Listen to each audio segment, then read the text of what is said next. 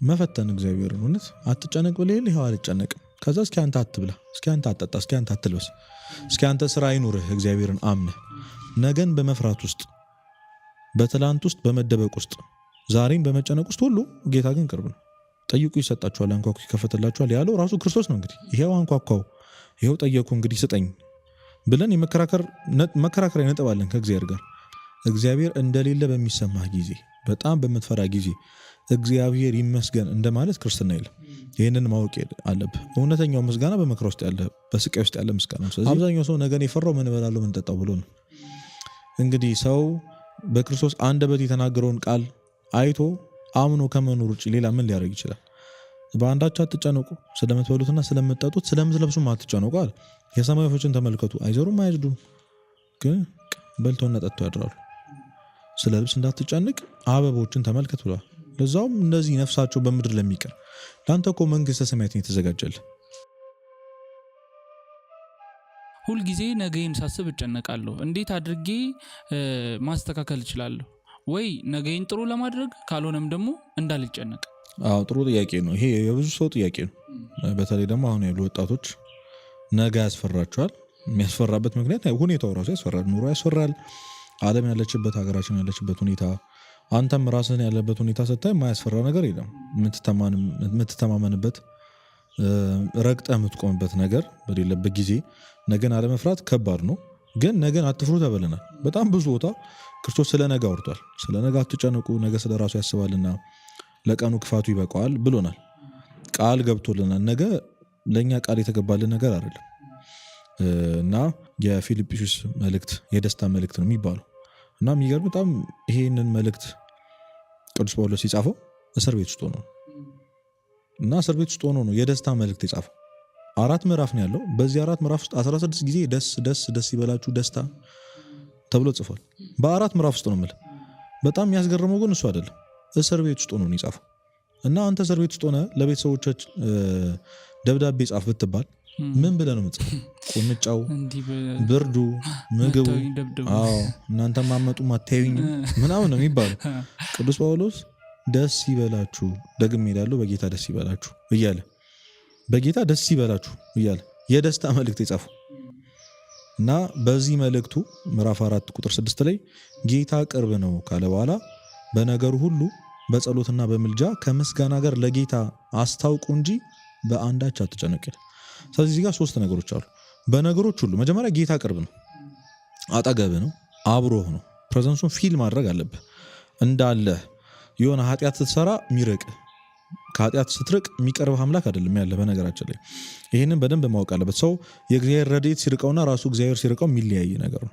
ኃጢአት ሲበዛ ምናልባት የእግዚአብሔር ረድኤት ሊርቅ ይችላል እንጂ እግዚአብሔር አይርቅም መንፈስ ቅዱስ በልጅነትህ በ40ና በ80 የተጠመቀው መንፈስ ቅዱስ አይርቅም ለዚህ ምሳሌ የሆነው መንፈስ ቅዱስ እንግዲህ በርግብ አምሳል ነው የሚመስለው አይደል ርግብን በጣም የሚገርምህ ይሄ እንቁላሏን ብትሰብርባት ክንፏን ብትሰብረው ብትጠላት ብትደበድባት ከጎጇ የትም አትሄድም ቤትህ ላይ ከሆነ ጎጇን ከፈረስክባት ግን ትሄዳለች ጎጆ የተባለው ሃይማኖት ነው ማህተብን እስካልበጠስክ ወደ ሌላ ሃይማኖት እስካልሄድክ ድረስ የአብ ወልድ መንፈስ ቅዱስ አንድነትና ሶስትነት የእመቤታችን አማላጅነት የክርስቶስን አምላክነት ካልካድ በስተቀር መንፈስ ቅዱስ ካንተ ሊርቅ አይችልም ሊርቃቸው የሚችሉ ሰዎች ይህንን ክደው ወደ ሌላ ሃይማኖት የሄዱ ሰዎችን ብቻ ነውና ስለዚህ እግዚአብሔር መንፈስ ቅዱስ አብሮህ ነው ማለት ነው ስለዚህ ጌታ ቅርብ ነው ይህን ከልብ ማመን ያስፈልጋል ነገን በመፍራት ውስጥ በትላንት ውስጥ በመደበቅ ውስጥ ዛሬን በመጨነቅ ውስጥ ሁሉ ጌታ ግን ቅርብ ነው ስለ የምር ቅርብ ነው አጠገብ ነው ከኔና አንተ ቅርብ ነው እና እንደውም አንድ ወጣት አንድን አባት እግዚአብሔር የት አለ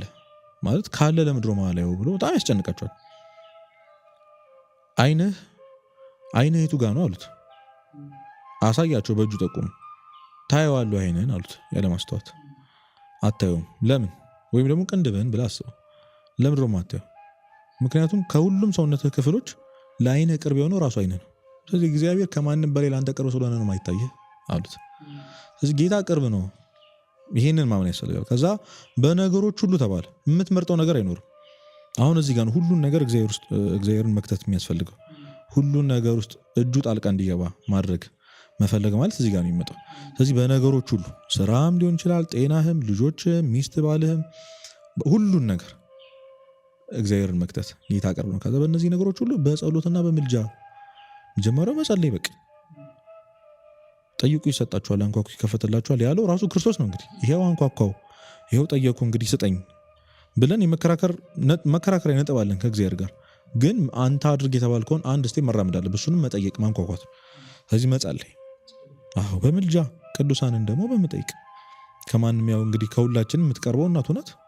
እናቱን ቅዱሳኑን መላእክቱን አንተ ፓትሪዮት የሆነውን ሴንትህን ቅዱስህን የምትወደው የሚቀርበው ቅዱስ አለ፣ ሁሉም ቅዱስ አለ የሚዘክረው እሱን ቅዱስን እንዲያማልድልህ ኃጢአትህ አላደርስ ካለ በዛ ቅዱስ በኩል እግዚአብሔርን መቅረብ አለ ይችላል። ስለዚህ በጸሎትና በምልጃ ከዛ በምስጋና ነው የሚለው። በጣም የሚያስገርመው ነገር ይሄ ነው። ነገሩን ሳታልፈው እኮ ነው የምታመሰግነው። ክርስትና ቀደም ደስ የሚለው እዚህ ጋር ነው በቃ። ስለዚህ ምስጋና የሚሆነው የሚገርም በመከራ ውስጥ ያለ ምስጋና ነው። እግዚአብሔር እንደሌለ በሚሰማህ ጊዜ፣ በጣም በምትፈራ ጊዜ እግዚአብሔር ይመስገን እንደማለት ክርስትና የለም።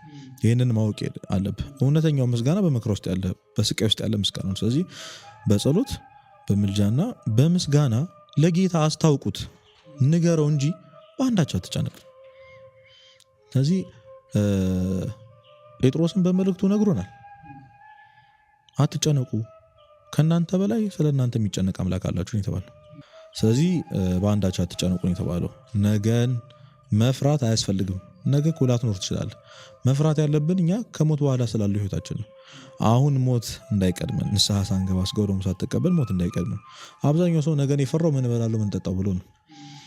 እንግዲህ ሰው በክርስቶስ አንደበት የተናገረውን ቃል አይቶ አምኖ ከመኖር ውጭ ሌላ ምን ሊያደርግ ይችላል?